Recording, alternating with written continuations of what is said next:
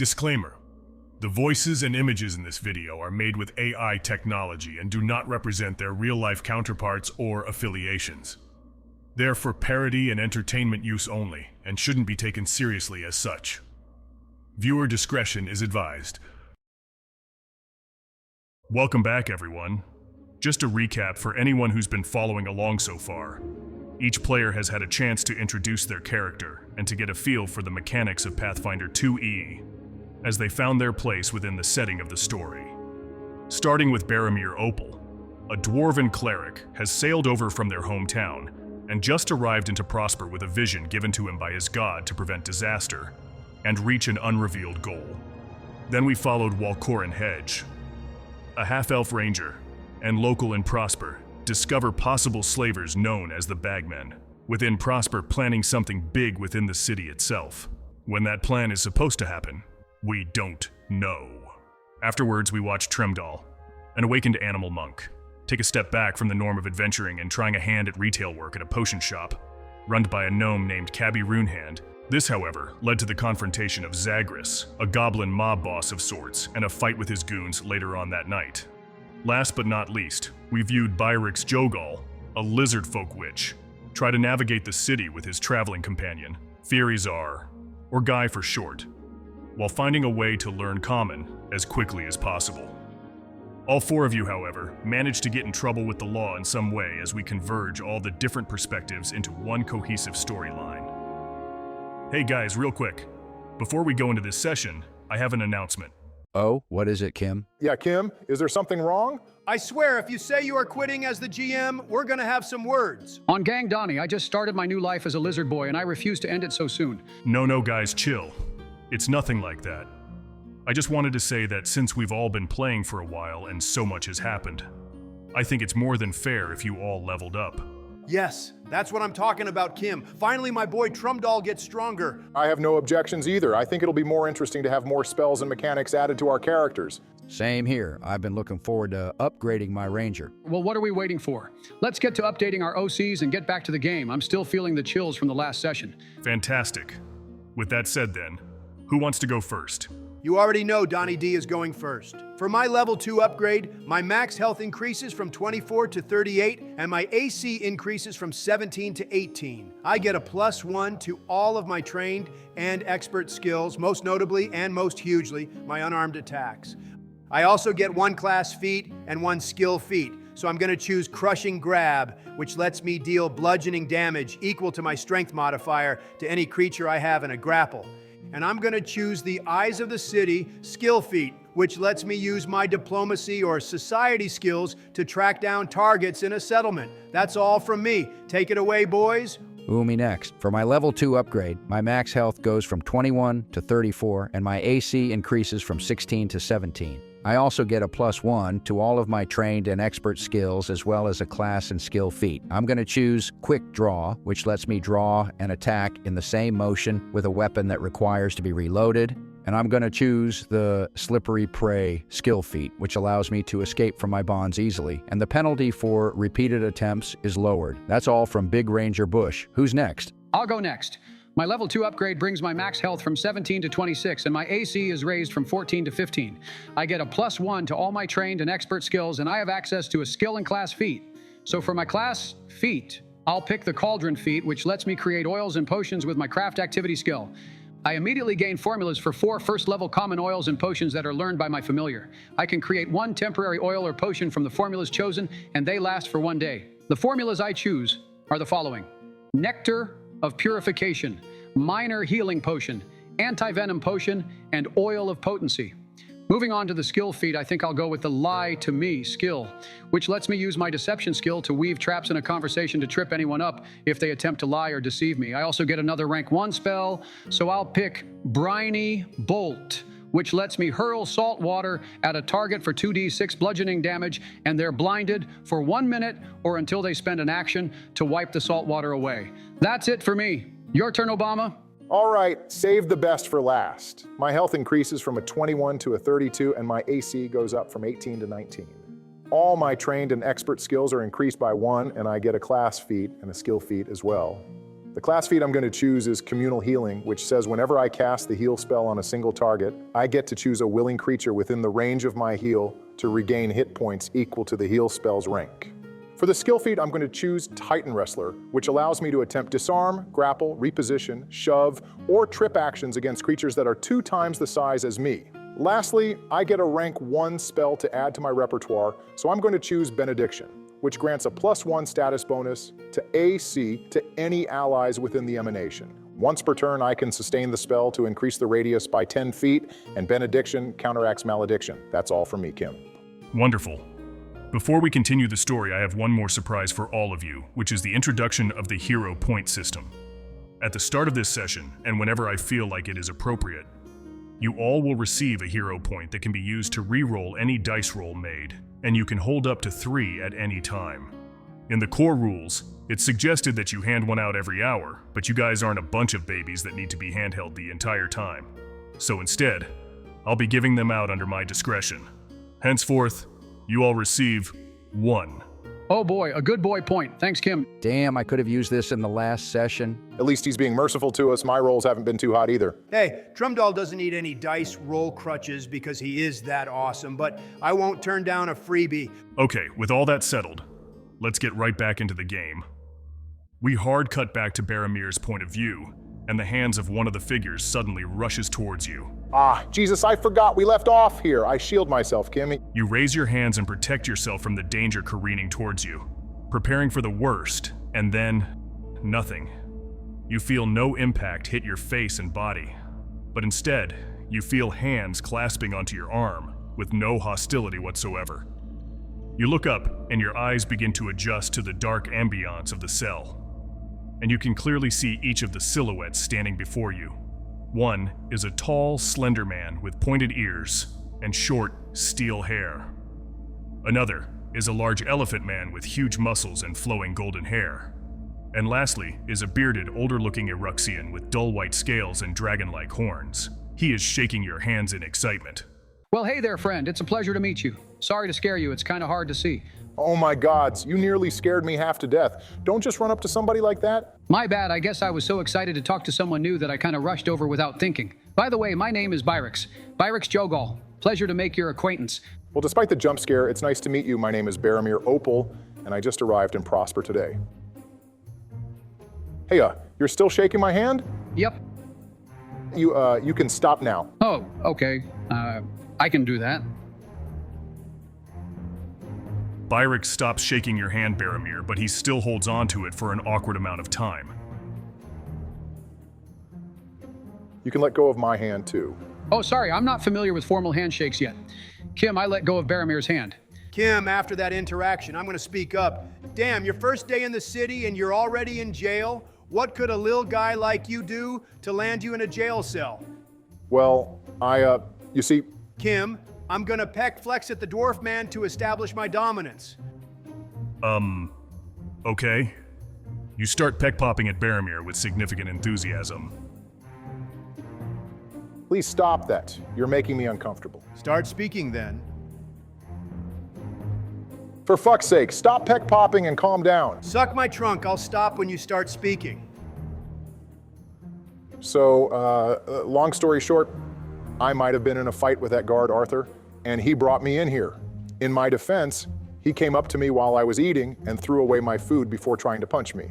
So in return, I punched him so hard, I made him vomit on the floor before being overwhelmed by his goons. Well, hot damn. I thought it was gonna be something petty like stealing or public indecency, but you actually got some balls on ya. I'd never forgive anyone who'd mess with me while I was eating. Mealtime is sacred. Kim, I'll walk up to Baramir and hold out my hand, ready for a handshake, and introduce myself. I am the mighty Trumdoll, master of the secret arts of Maga, and soon to be the richest elephant man known across the lands. You have earned my respect, little one. Pleasure to meet you, Trumdoll. You both do that cool forearm handshake with each other. Nice. Nice. After Baramir and Trumdoll shake, I'm going to speak up. Sounds good. You get up and walk over to everyone congregating near the gate. Your name is Baramir, right? My name is Walcorin Hedge, and unlike these two, I'm a local to these parts, and I gotta ask, what brought you here to Prosper anyway? Oh, You know, just traveling out from my hometown, trying to experience new places while working as an adventurer, that sort of thing. Kim, I want to do a perception check. I don't fully believe Baramir, and I want to see if he's lying to me. Hedge, roll a perception check, and Baramir roll either deception or diplomacy, but don't say which one you're rolling for. Holy shit, I got a nat 20. Fuck me, I got a nat 1. Hedge, you look into Baramir's eyes, and he is shaking a little and is actively avoiding your gaze. You can tell right away that he's definitely hiding something. Baramir, I know for a fact that you're not telling us the whole truth. Tell us the real reason why you're here in Prosper. Damn it. All right, fine. Just lower your voice. Let's move away from the bars, and I'll tell you. You all move away from the bars as much as you can, and kind of huddle to reduce as much noise as possible before speaking. Okay, look, this is going to sound a little crazy, but I was sent here by my god to prevent something bad from happening. Something bad? What do you mean? Every once in a while, I get these visions. Little glimpses into the future that is supposedly guiding me to a goal. Though to be honest, I don't know what that goal is. All I know is that there's danger coming to Prosper, and I need to find a way to stop it. Let me ask you this first. Who do you worship? His name is Lumanius, the Lord of Moonlight. Kim, have any of us heard of Lumanius before? All of you can give me a recall knowledge check in religion if you want. 11 total from me. Only a 13 over here. Damn, only a 7 overall. I don't want to waste my hero point so early, so I'm going to let it slide. Nope. None of you have ever heard of Lumanius before. So you mean to tell me that you're just following some unknown deity's orders and are trying to stop something bad from happening to this city? Why go through the trouble? What purpose do you have to try and save random strangers in a foreign land? Look, I can't say more. It's just an obligation that I have to fulfill to my deity, and that's it. Whether you believe me or not, that's the truth. You all stare at each other at the wake of Baramir's words. Whether you believe it or not, it's up to you. Now it's my turn to ask questions. Since you've all been here longer than me, have you guys seen anything odd or witnessed something bad? I would like to try and follow a lead once I get out of here. Well, I've been here for a couple of days now, and I've pretty much stuck to the slums. Only thing I saw that is of any interest was this little goblin dude shaking down a merchant before taking away his entire cart of produce. Otherwise, I haven't seen anything suspicious happen. Hey, wait a minute. Byrix, did you say goblin? Was he wearing a red fancy robe with a hood? Yes, actually. I don't know his name, though.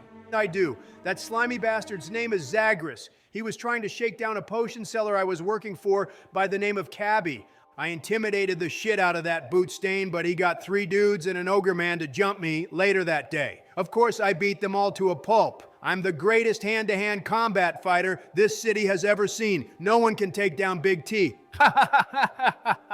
Oh, sick. I actually followed the guys who took the merchant's cart and saw it go into a warehouse of sorts. Let's just say I lightened the load of the warehouse's inventory. Dude, that is actually hilarious. Fuck that gobo prick. Hell yeah, that dude was a bully. High five me, bro. Kim, I high-five Byrix. I do the same, Kim. You know what? Both of you roll me a dab check using your acrobatic skills. I want to see that shit reverberate. Natural 20. 18 in total. You both go in for a high five and dab each other up. The reverb that echoes from your palms is damn near perfect. Holy shit, my G. I didn't know you were chill like that. Hell yeah, dog. Game recognizes game. We gotta try that again later. Faux show. Actually, I did see something rather odd, but I don't know if it's connected to whatever vision you may or may not have seen. All I can say is that I was minding my own business until I saw 2 cloaked guys in an alleyway talking about something going down at the night of the festival. Then one of them pulled out this ominous-looking key and a chest. Now, I'm not trained in the ways of magic, but I could definitely feel something from that key. Hey, Kim, would I know anything about a festival in Prosper? Give me a recall knowledge check using your society skill. Dang, not high. It's a 13. Good enough. Thinking back on your knowledge of events happening in Prosper, you know that the closest festival coming up is called Founders Day. You don't remember when it's happening, but you do know it's within a couple of days. Okay, I relay that info. Yes! Finally a clue. Guess we were fated to meet after all. Hedge. Hey, hold on there, Baramir. I still don't believe you're on some metaphysical vision quest. This is still just a highly random coincidence, and we have no idea if the men I saw are anyway connected to your hallucinations. Be that as it may, I have a path now, and that's good enough for me. Why not come along? You obviously care about your home. and those guys you saw are definitely up to something. You could always use a healer. Okay, wait, hold up. Say I agree to tag along on this quest. We have no idea how organized this group is or where to find them. For all we know, there could be dozens of people planning something, and I don't want to be outnumbered. That said, a whole militia would attract too much attention, so a small party would be sufficient. At least 2 more people. Damn, where are we going to find more people to help us? Hello! Are you two so caught up in your dialogue that you're forgetting something? We're standing right here, you know. I'm just happy to be part of the conversation. I learned common not too long ago. Oh shit, my bad guys. To be honest, I didn't think you or Byrix would want to be involved in something that could be potentially dangerous. Are you kidding me? This is the kind of action I'm looking for. A secret group of terrorists that plan to do something heinous to innocent city folk? That's the kind of thing people write songs about. I, for one, would love to imagine myself becoming the hero of Prosper. Wow, that was like a line out of a storybook. And best of all, heroes get paid a lot. Wow, how noble of you, Trumdoll. I know I'm just that humble, believe me. Everyone says so. If I can interject in this conversation real quick, I would like to offer my services to this endeavor of yours. Now, I may not be knowledgeable when it comes to the greeting etiquette of non-lizard people, or being with a group of strangers that are all working towards a common goal, or the concept of city life itself.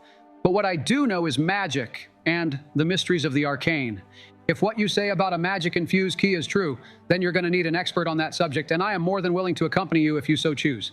Kim, I'm going to cast prestidigitation and create small magical snowballs and try to juggle them to impress my soon-to-be friends. Okay, roll me a performance check. Man, I'm so glad I rolled high. I am not trained in performance. 18 overall, Kim. You 3 watch as Byrix does a little curtsy and then snaps his fingers, creating 5 small magical snowballs and begins to juggle them. On that 18, he executes his juggling prowess with little to no effort as each snowball glides and arcs into the sky before Byrix throws all 5 snowballs into the air and snaps his fingers again, releasing the magic within as they dissipate and fall into little snowflakes that dance in the sky. I bow, signifying the ending of my demonstration. Impressive. I'll say that was pretty good. While that was some good juggling, Byrix, do you have anything that's more offensive? Yeah, of course, but I feel like if I show you now, that's going to cause some problems with us being in jail and whatnot. Oh, right. I'd rather not make this sentence any longer. You know what? If you all are down, then let's do this. I'm gonna need all the help I can get. Hells yeah, let's go kick some ass, fellas. Wow, I made friends and we're going on an adventure. Hooray! As long as you guys don't slow me down, I'd say this is the start of a fruitful partnership. All right, then it's settled. With our strengths combined, nothing can stop us. With everyone in agreement and the forming of a party of misfit jailbirds, you all do a 4-way fist bump to signify your forming. Nice. Nice. Nice. Nice. So, what now? Oh, crap, that's right. We're all still in prison. I could easily break these bars and we could escape. No, let's not be hasty. Let's just serve our sentence and go from there. I mean, how long are they gonna keep us locked in here anyway?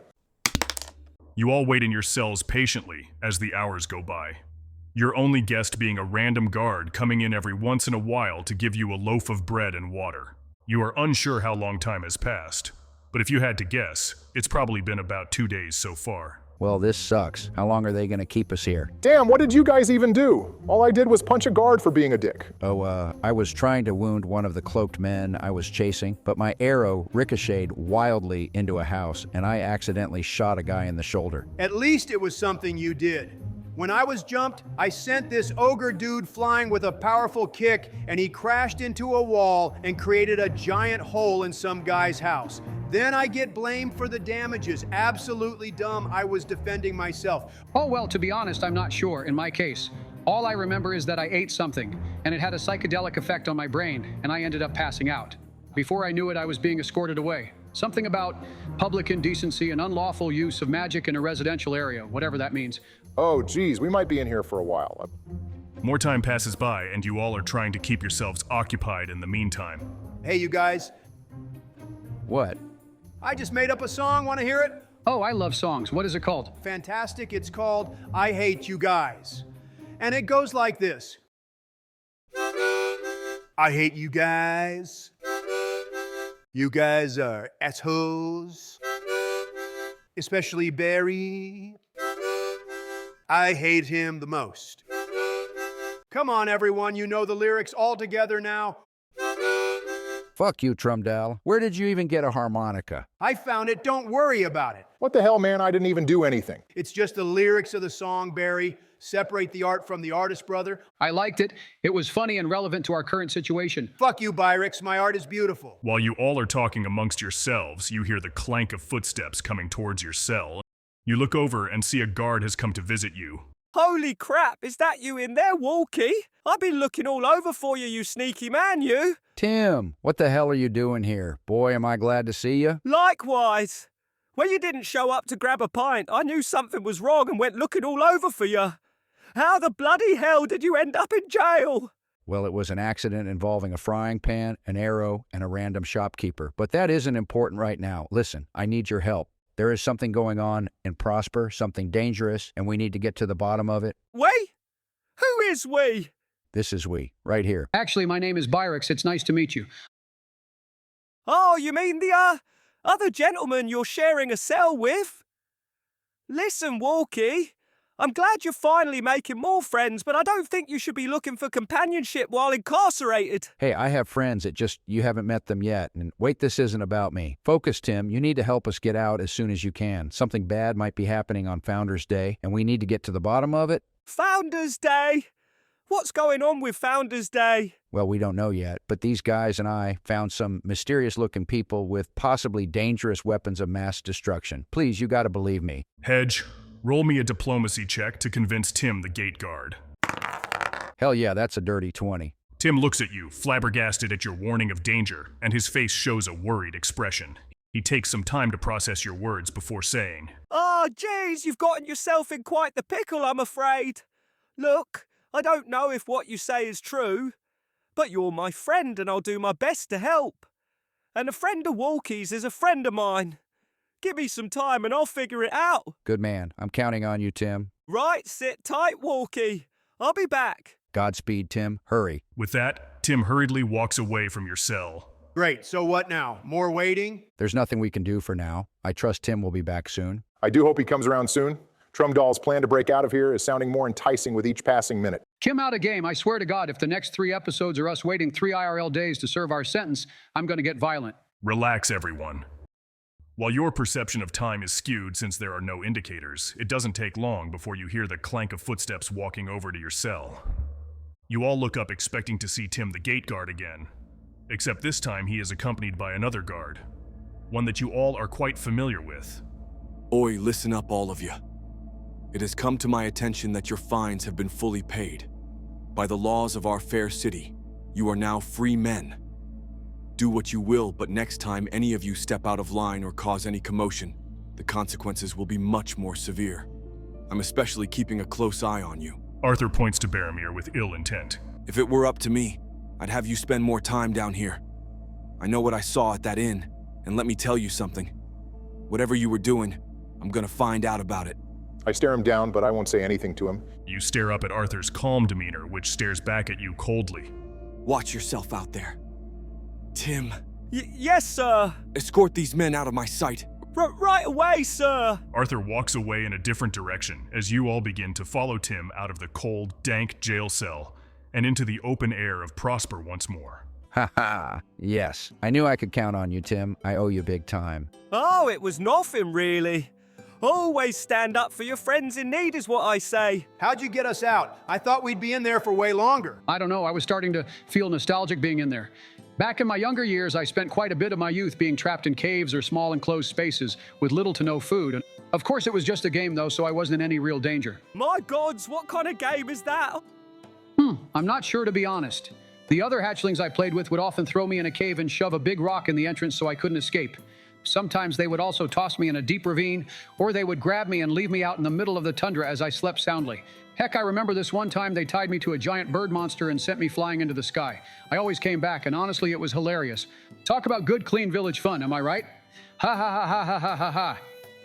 Geez, Byrix, that was kind of depressing. Honestly, I'm speechless. I don't know a lot about lizard folk culture, but that was sad. Yeah, it's sad and depressing leaving one's home, but as they say, the baby bird eventually leaves the nest. It's bittersweet. That's not what I meant. Hey, Tim, Yeah, what's up, my friend? how did you get us out? And what's the deal with that guy, Arthur? Why is he so hostile towards me? Does he hate dwarves or something? Well, I can't say he enjoys most people's company, but I don't think he has any animosity towards any particular race as far as I'm aware. He does have a certain disdain towards those of certain professions. Tell me, are you a holy man by chance? Yes, actually. How'd you know? That pendant around your neck. I may not be a religious man, but I've seen my fair share of holy symbols in my time. So he hates priests or something? Maybe. To be honest, I don't know. I don't talk to him much. Not my kind of person I'd like to go have a drink with. Oh, I see. That doesn't give him an excuse to harass me, though. I'm still pretty pissed. Oh, don't worry about that. From what I heard, his display of unprofessional behaviour had gotten the attention from the captain, so he's probably getting an earful as we speak. For real? I thought he was a nobleman's son or something. Doesn't that make him untouchable? Typically, yes. But that hardly matters to the captain, it does. He's a higher status than any pompous noble around Prosper, so you can rest easy a little bit knowing there's at least someone above him. Now that is some good news. I wish I could see him getting yelled at. Now that would be a sight to behold. Well enough gossip from me.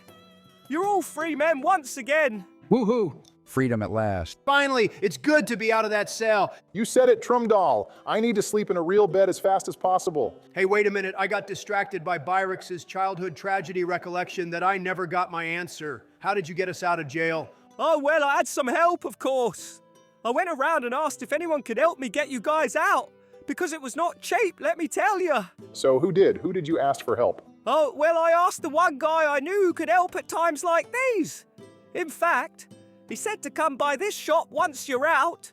Something about an errand that needs to be done. Anywho, go to this address and talk to him yourselves. Oh, all right. Thanks again, Tim. Once we're done, I'll treat you to as many pints as you can drink. Ha! I'll hold you to it, Walkie. But fair warning, I'm going to drink away till your coin pouch is empty, so be ready. I welcome the challenge, Tim. For now, I'll see you around. Likewise. Now stay out of trouble this time, you hear? Will do, Tim. Will do. With that, Tim takes his leave, and you all stand together outside the jailhouse free as birds. What's your next move? Well, what are we waiting for, gang? Let's solve this mystery and find these creepy criminals lurking about. I say that as I put my hood up to hide my horns. I'd love to, Byrix, trust me. But we should follow this letter first and see who exactly helped us out. I don't know about you guys, but I'd like to meet the person who was gracious enough to pay our bonds. While I don't usually care about this kind of thing, I hate owing someone more. I'd like to meet whoever this is and settle our debt right away. Agreed. This is definitely weird for someone to just help a couple of strangers out of the blue. Let's go confront this mysterious benefactor and see what they want from us. Sounds good to me then.